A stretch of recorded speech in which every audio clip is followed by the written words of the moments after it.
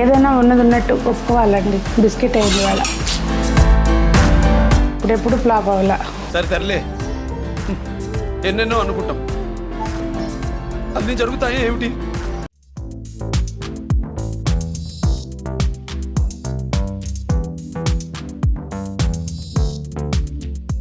పెద్దలందరికీ నమస్తే, పిల్లలందరికీ హాయ్. ఎలా ఉన్నారండి? అందరూ బాగున్నారా? మేము చాలా బాగున్నాం. మీరు కూడా చాలా చాలా బాగున్నారని ఆశిస్తున్నాను. ఈరోజు వీడియో ఏంటంటే కారపూస వండుతున్నాను అనమాట. రెసిపీ షేర్ చేద్దాంలే, తెలిసిందైనా ఊరికే సరదాగా షేర్ చేద్దాం, ఎవరికొకరికి ఉపయోగపడుతుందని వీడియో చేస్తున్నాను. అయితే వండేసాను కారపూస. ఇందులో ఇన్నేళ్ళ నుంచి కారపూస వండుతుంటే ఇవాళ ఒక పొరపాటు జరిగిందనమాట. అలా ఎవరికైనా అవుతూ ఉంటుంది కదా. సో అదంతా ఏం మిస్టేక్ జరిగింది ఏంటనేది వీడియోలో షేర్ చేస్తానండి. నేను Sunitha, welcome to the Telugu housewife. అయితే ముందు పిండది ఎలా కలపాలి ఏంటనేది చూడండి. లావు గిద్దలతో వస్తే కారపూస అనమాట మనం చేసుకునేది. దానికి బియ్యపిండి ఎక్కువ, శనగపిండి తక్కువ పడుతుంది కదా. 3 వంతులు బియ్యపిండి వేసుకుంటే 1 వంతు శనగపిండి చాలు. ఇది నార్మల్గా మనకి సూపర్ మార్కెట్లో దొరికే శనగపిండినండి. మామూలుగా అమ్మాళ్ళు అయితే ఇంతకుముందు అన్ని చక్క సుతారంగా పట్టించి చేసేవాళ్ళు, కానీ ఇప్పుడు మనకి అంత ఓపిక ఉంది అనుకుంటే కడిగి ఆరబోసుకుంటే పిండి బాగుంటుందండి. ఇది ఒక 3 తీసుకుంటున్నాను. 1 కప్పు దేనితోటైనా తీసుకోవచ్చు, కొలత దేని తీసుకుంటే దాంతో. ఇదనే కాదు, మెజరింగ్ కప్స్ ఉండాలనే కాదు, ఏది ఉంటే అదండి. ఇప్పుడు కొంచెం కారము, మనకి ఘాటు, ఇంట్లో పిల్లలు ఉన్నారు ఎక్కువ తినరు అనుకుంటే దాన్ని బట్టి వేసుకోండి. వామ్ అయితే మాత్రం సరిపడా వేసుకోవాలి. ఇక్కడ 1 స్పూన్ వేస్తున్నాను.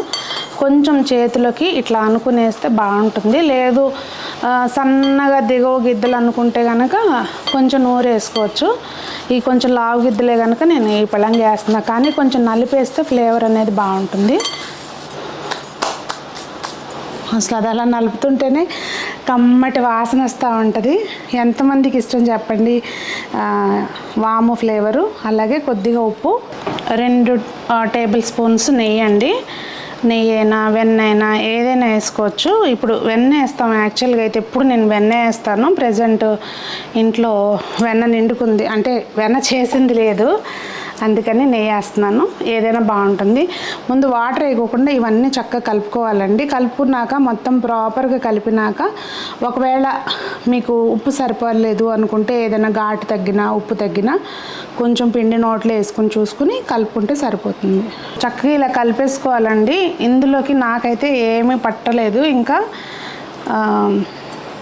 కొంతమంది కాసిన నూనె కూడా వేస్తారు, కాకపోతే ఇప్పుడు మనకి నెయ్యి ఉంది కనుక వేసేసాను నేను. మరీ పల్చగా కాకుండా మరీ గట్టిగా కాకుండా పిండి అనేది కలుపుకోవాలి. కొంచెం కొంచెం వాటర్ పోసుకుంటూ కలుపుకోవాలి. ఇదిగోండి ఇట్లా కలుపుకుంటే సరిపోతుంది. మరీ గట్టిగా అవసరం లేదు, మరీ అలా అని చేతికి అంటేటట్టు కూడా కాకుండా ఇలా కలుపుకొని, ఇది కొంచెం ఇలా ఉన్న బెజ్జాలన్నమాట. ఇది దీనిలోకి వేసేసుకుని ఇంకా ఆయిల్ రాయడం అట్లా ఏం అవసరం లేదు. చక్కగా దీనికి సరిపడా పెట్టేసుకుని, మూకుడులో కొంతమందికి ఏంటంటే చేతులు ఊరికే కాలుతాయి, సరిగ్గా మనం డైరెక్ట్గా మూకుడులో వేయలేమనుకుంటే ప్లేట్కి వెనక వైపున వేసుకుని అలాగే దాన్ని మూకుడులోకి వేసేసుకోవచ్చు. కానీ నేను వేయగలుగుతాను, నాకు అలవాటే.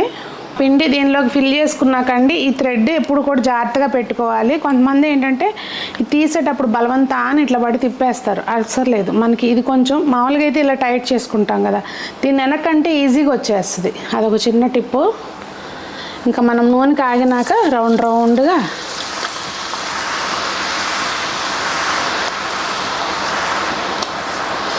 చేతికి అయితే, ఇది పిండి పిండి జిగురు లేదండి, ఇరిగిపోతుంది, చుట్టెళ్ళే రాట్లా. ఇగో వీడియోలు తీసేటప్పుడు ఇట్లాగే ఉంటుంది. మర్చిపోయాను సిమ్లో పెట్టలా గ్యాస్. యాక్చువల్గా మనం ఎప్పుడు కూడా గ్యాస్ సిమ్లో పెట్టి చుట్టుకోవాలి, అప్పుడు మళ్ళీ సెగ పెంచుకోవాలి.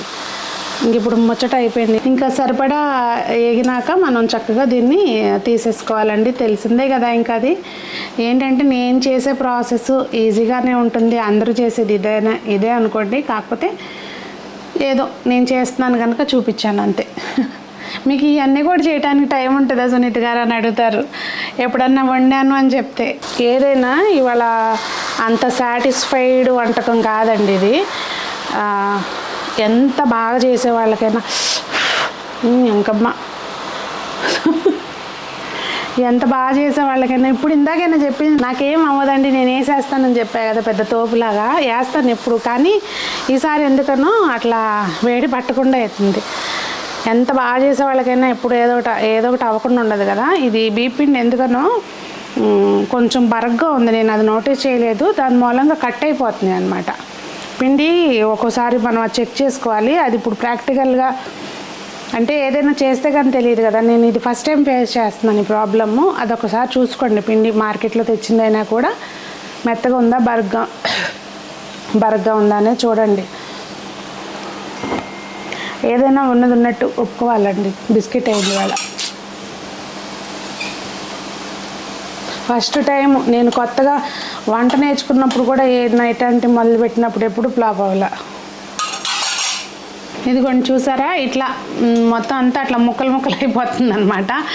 బియ్య పిండి మొత్తానికి భలే పని పెట్టింది. నేను ఏరుకోరి ఏంటంటారు చూడండి, ఏరుకోరి వ్యవసాయం చేస్తే కాడేమేడి దొంగలెత్తుకెళ్ళారని ఒక సామెత ఉంటుంది, అట్లా అయింది.